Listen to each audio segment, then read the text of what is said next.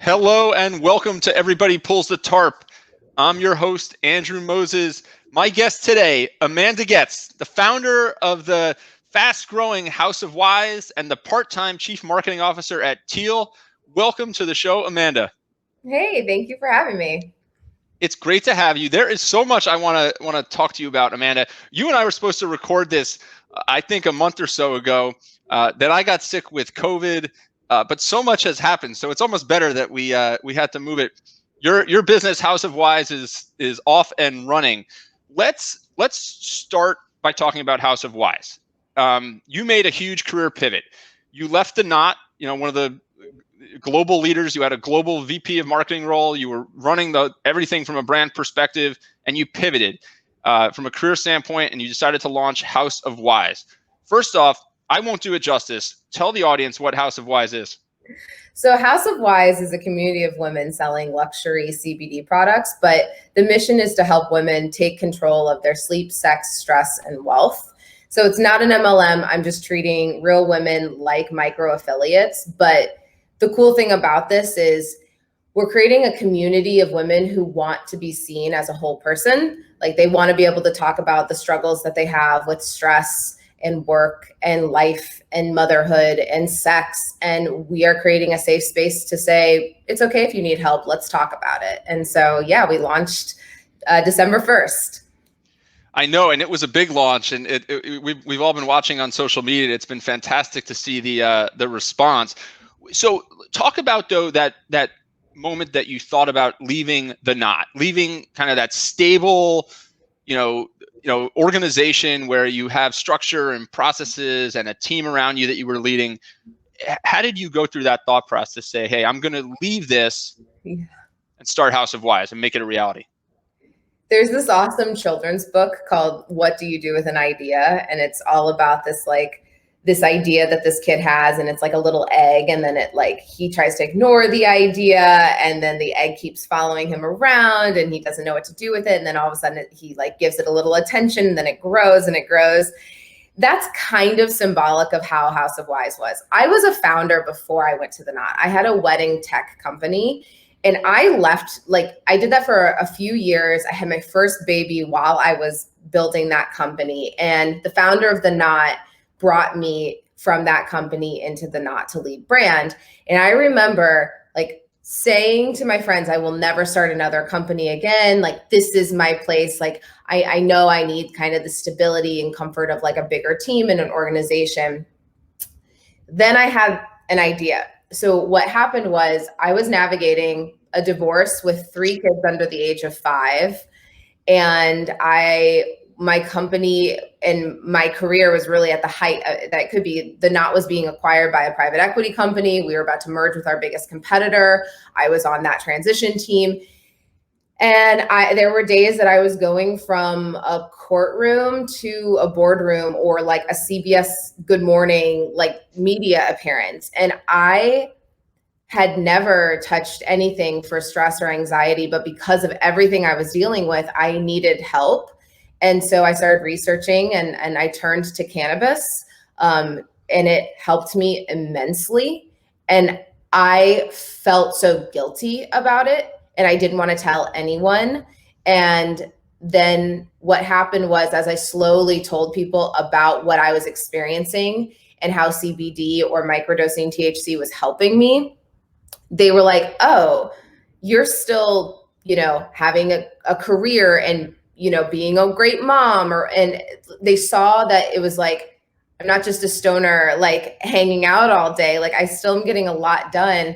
And so people started to ask me how I did it and what I was doing. And over time, I realized I was just becoming a massive ambassador for all these CBD companies. And I'm like, there's something here. People still don't know who to trust in the cannabis world, because after the Farm Bill happened, it's 1,000 companies popped up and no one knew, and there's no regulation.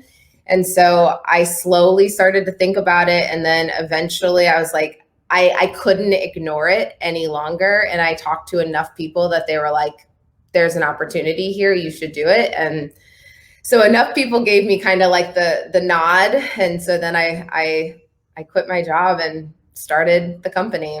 So you quit your job, you start the company, but you're you're doing something else that's really interesting that I think people will find unique. You're also the part-time chief marketing officer at Teal. Yep. So how how did you go about saying I'm going to kind of structure the next phase of my professional life, being a founder and trying to build something myself, and I'm going to get some part-time work, be a half-time CMO. Did you know that that was possible? A framework like that? I did not, to be very honest. And it was more, I was thinking about what I wanted my life to look like and how I could get there. And I happened to meet Dave Fano during the summer of COVID, where everybody was doing virtual meetings, and I did a master class on marketing for them. And I was like entranced by this community. So Teal helps people take control of their careers. Like, all companies have HR departments, but no one has kind of their own personal HR department that's like helping to make sure that they're know how to, what is the next step in your career? And if someone asks you that and you're like, I don't know, what is the process to figure that out? And then what is the plan to get there? And that's what we're building at Teal.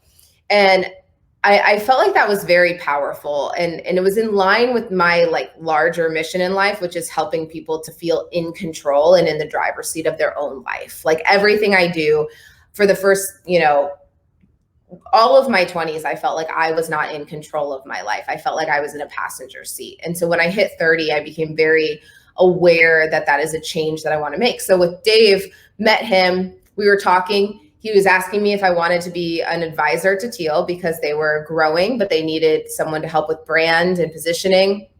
And I was like, I'm going to throw this out there. Rather than me be an advisor, what if you had me 2.5 days a week? And I was all in, rather than just being a consultant. I'm in team meetings. I'm, sorry about that. And we talked about it, and he was like, let's do it. So we had to be very clear on what the roles, expectations were, and also pay very close attention to how it affects the culture.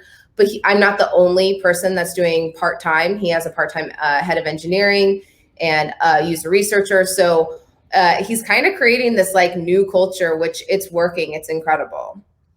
So, I mean, did at this point he knew that you were launching House of Wise? Yes, very clear and upfront. And I was very open about that at the Knot as well. Like, I raised my pre-seed capital while being at the Knot, and I did it very publicly. And the only way you can do that stuff is if you're open and honest and transparent with your boss in the beginning. And sometimes in your career, you hit these points where the current role you're in no longer grows you or pushes you. You feel like you're kind of like hit a good kind of milestone. And I was just managing at that point. The team was like, I had built an incredible team, and my job was just to be like bowling alley bumper pads, like make sure that they don't go in the gutter and like keep them going, remove roadblocks, etc. And I was ready for to build again. And I love the 0 to 1. Like, there's something about that is so fun to me. And when I first joined the Knot, I was like building products. I was, building the consumer marketing team from the ground up. Like, we had 0 marketers. And when I left, it was like over 30. Like, I was building, and I felt like an entrepreneur within a larger organization. And then we were a huge company. And so I made it very clear that that was something I wanted to go after. And then it was just all about transparency. At some point, there becomes a tipping point where you are ready to go and devote more time to it. And so same with Dave, like, there will be a time where he needs a full-time CMO, whether it's after the Series A and I help replace myself, or House of Wise requires way more of my time if I raise the next round of capital and that's where I want to go. We are very open and honest about whichever one comes first. We're going to keep each other posted, and we're going to prepare for it and make sure that both companies are set up for success. So let's dig more into everything that you've got going on, because there's so much to unpack in the next little bit here. Yeah.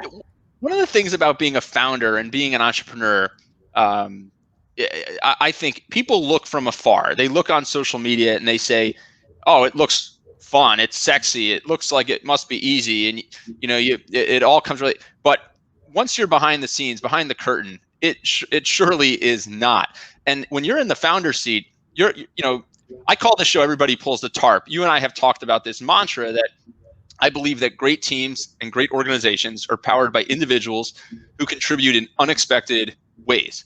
They do things far outside the boundaries of their job description. Essentially, they throw the job description away and say, "I'm going to do whatever needs to be done." Never truer for a founder, entrepreneur who's starting up a business. I think in the last few weeks, I saw you, using your garage as a warehouse for product and shipping materials. Taking things, what looked like thousands of boxes to the post office. Talk about some of the things, the tarp pulling that you have to do as a founder, and what that experience is like.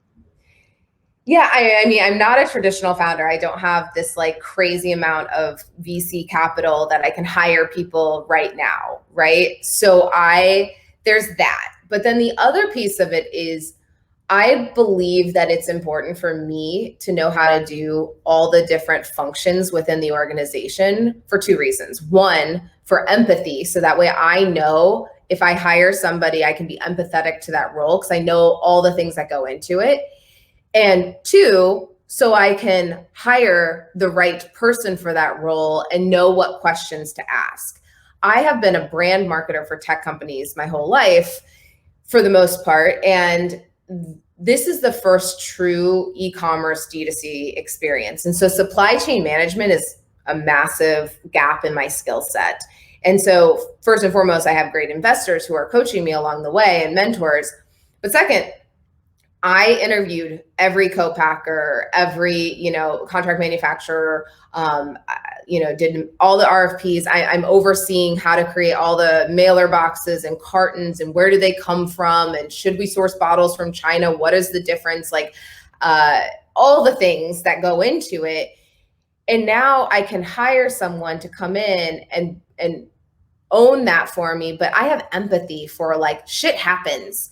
And I'm not going to be mad about that. I'm going to say, okay, let's figure out how we can fix this, how we can look at margins, how we can really approach the supply chain in a smart way, but also being empathetic to the fact that like things have happened to me that were outside my control and I was staying on top of it. And so there are things that you just like can't even expect. And so, yeah, so I am overseeing, like I'm in the DMs, like responding to everybody on social, to like, packing the boxes and hiring neighborhood moms to come and help me. And I take them to UPS. And when there's a customer service issue, like I'm issuing like a refund if somebody wants that, or if they didn't get what they wanted or whatever, like I'm on top of that all and in Shopify and building the Klaviyo newsletters. So you name it, I'm kind of doing it right now. And then the hope is I can now have empathy and start to hire people for the right roles that would help me grow. That's interesting. The immersion and being essentially forced, or at least saying, I'm going to take responsibility for all of this up front, is going to give you this crash course education that's going to make you a better hire, make you a better recruiter of talent, and put you in the best possible position to lead those folks. There's something really interesting there. I think, look, you can have speed to entry or speed to growth. And speed to entry is like, you're going to hire a bunch of people and get there faster. And you're probably, that 0 to 1 is going to happen a lot faster. But speed to growth is like, if I have to fire somebody because they weren't cutting out or I hired the wrong role in the beginning, like that stuff slows you down from 1 to 2. And so I just believe that like work all the kinks out in 0 to 1. And then once you've got that figured out, you know how to build the right team and you can grow faster in the 1 to 2 or 1 to 100. What given all of your experience and having been a founder before, worked at a company as it was scaling to a large business, what has surprised you the most in the early goings about this phase of founderhood and this business? Oh my gosh, I feel like I'm surprised every single day. Honestly, this industry, cannabis industry specifically, it is so surprising how much red tape there is. And you have to truly like network, know people. Like you can wake up one day and your bank drops you just because all of a sudden they're like, oh, it's an MRB and we no longer support MRBs, marijuana related business.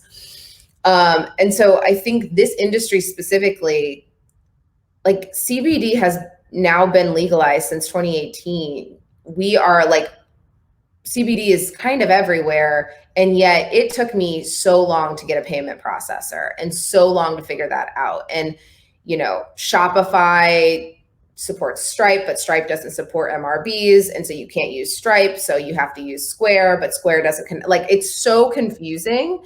And yet alcohol, which is arguably sometimes worse for people, you can literally like do whatever you need to do and start an alcohol company. So I just think that there's a lot of stigma still, and that's surprising to me.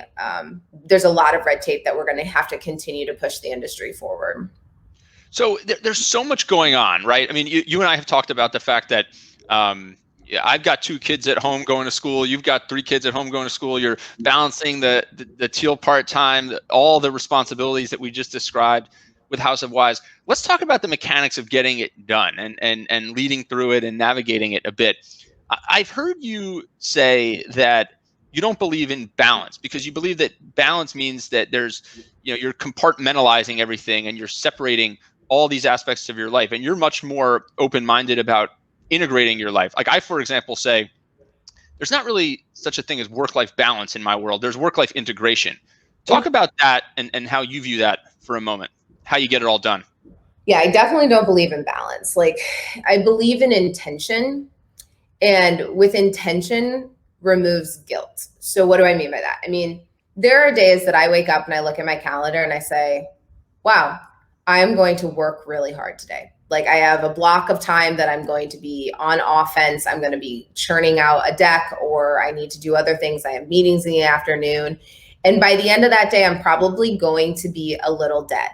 And so my kids will probably get like the happy mom, but the mom that's probably going to like make mac and cheese, turn on Daniel Tiger and cuddle them and not be on my hands and knees and playing with them. And that intentionality to say today is a work first, going to crank out, I'm going to be kick ass at work. And then probably like kids will be this next phase and probably like not my full priority that day. Having that intentionality makes me feel less guilty. Then there are also days that I wake up and I say, I look at my calendar and I'm like, I'm going to take my daughter on a mommy Lincoln date and we're going to go in the morning and go do something. And I'm going to come back and then I'm going to work out and then I'm going to do a couple of meetings and that's it.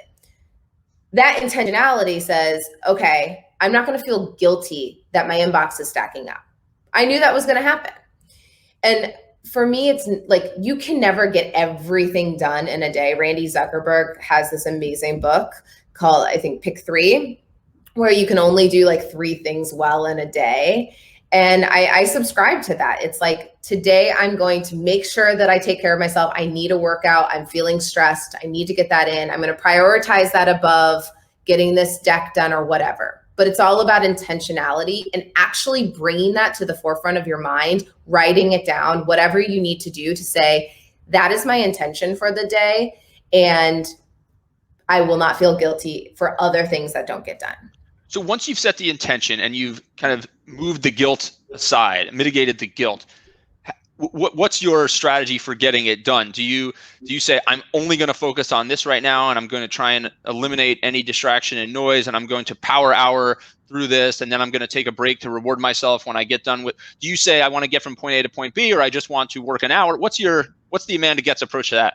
Yeah, great question. So the way I think about it is, I mean, I've read a lot of books on efficiency. Like I love being efficient with my time and I feel like I get a lot of work done in short amounts of time. So the way I think about it is every night before I go to bed, I have 2 things that I want to move forward, which I call offense. Like I was a basketball player my whole life. So that is my offense time. Those are projects that will make something in my life better or the company will move forward because of it.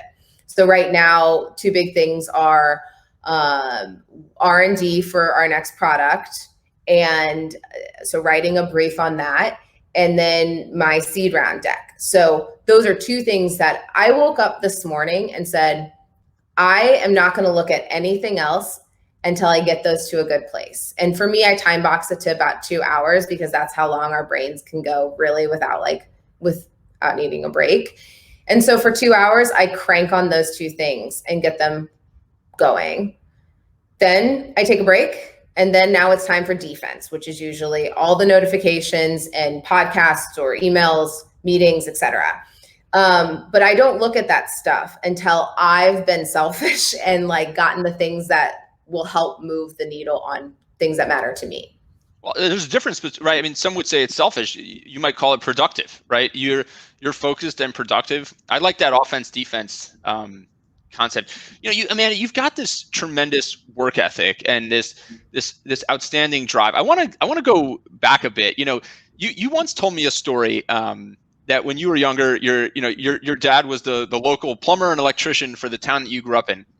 And you're a first generation college grad from a small town in Illinois. And you talk about those childhood experiences and the influence that they have on you. Talk about that. I know you used to ride along and tag along with your dad at some of his plumbing and electrical jobs. What did that show you about life, about your career, and how did that at all impact the way you approach things? Yeah, so many things.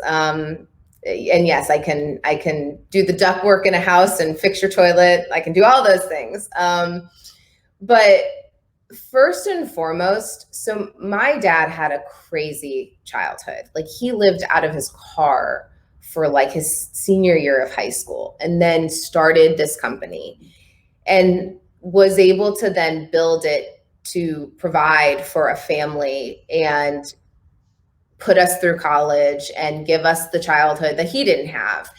And it proved to me that nothing, it does not matter where you come from, that if you work hard and if you're good to people and you produce and you just give great service and you just care about the humans that you're working with, you will get to the point that you want to get to. So that was instilled into me at a very young age. The second thing is, I feel like I'm a very good judge of character because of just observing how people treated my dad. So when you are riding along, your dad is a plumber, a serviceman. Going into someone's house, you immediately see how they react to him. There are people that are like, you can't use our front door, you have to go to the back. Or people that, will literally talk down to him and treat him like he is a lesser person. And to me, as a young girl, that is my dad. That is literally the person on a pedestal for me. And to see people treat him like he was not this amazing human that I knew he was just so hurtful. But also it just I could see people have those interactions. But then there are people on the other end of the spectrum who treated him, made sure that he had glasses of water, provided food or cookies or whatever, and were so hospitable to someone coming into their home to help them. And I watch that now, whether you're going on a date to, potentially working with someone, how they interact with people that they may not feel will get them to that next step. How do they treat them?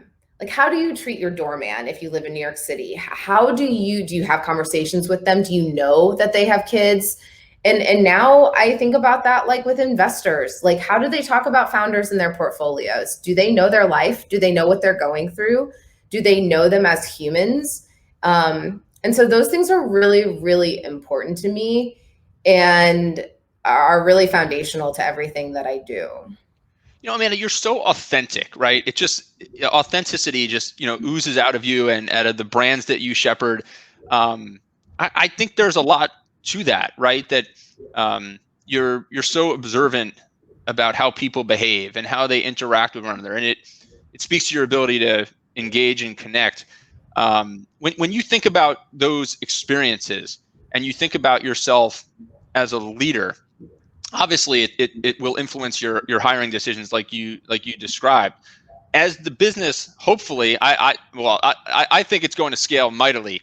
How do you maintain that humbleness, that authenticity, that level of engagement? Because there might come a point where this business is so big that Amanda Goetz, CEO founder, can't respond to every DM in Instagram. How do you think about that? Do you worry about that when it happens? How do you stay authentic, stay engaged, stay connected, even as something scales? It's a really good question. Like I just got on Twitter a year ago, and now I'm realizing, like, for my own sanity, like I can't respond to every reply because that would require me to be on Twitter for more hours than I'm capable or that I want to, because it comes at the detriment of other things. But to answer your question about like connecting with humans, I think first and foremost, as a company grows, you think about like that first team. If you've ever read the habits of, what is it? The 5 dysfunctions of a team, or the 7 habits of highly effective team, something like that, right? Functions of a team is the one I was thinking of. I think it's Patrick Lencioni. Thank you. Yes, no, you got it. And so the first team concept is all around the people that are your peers and setting the tone and making sure that those people are aligned on culture, on mission, and values. And so for me, I may not be scalable to talk to every single person that I hire and connect with, but I will make it a point to make sure that I know everybody's situation and be available to them. That's first and foremost. But second of all, I think being authentic or vulnerable is what I kind of equate those two things. I think what makes me feel, quote unquote authentic, is that I'm willing to put myself out there, and not care what people think. But what happens is when I put myself out there, it allows someone to connect to something. Because usually when you're telling a story, it's less about you and more about how that person is relating to it and what experiences that person has and how they're connecting to it and feel about it.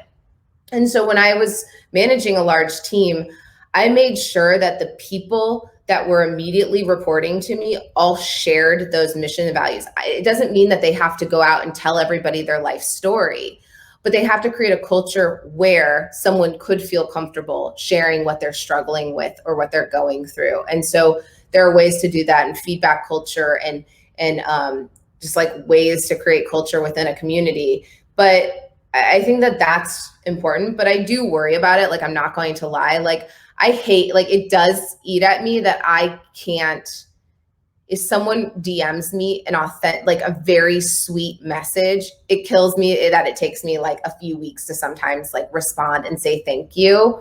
And so I try to like tweet sometimes to be like I'm so appreciative of everybody in this community, but it is hard. I don't know if someone out there has like figured this out, let me know, because I have not. Well, Amanda, you're figuring out a ton, that's for sure. So congratulations on all the success. I could sit here and talk to you about this for hours. We'll have to do a part 2 and check in on House of Wise in 6 months or 12 months. Before I let you go, where can people get more information about House of Wise? Follow us on Instagram, because you can buy from a wise woman and support her in her endeavors. Or you can go to houseofwise.co. Or follow me on Twitter every day. I kind of shout out a different wise woman. Excellent. Amanda, this has been so much fun. Good luck with everything and keep pulling the tarp. Thank you, Andrew.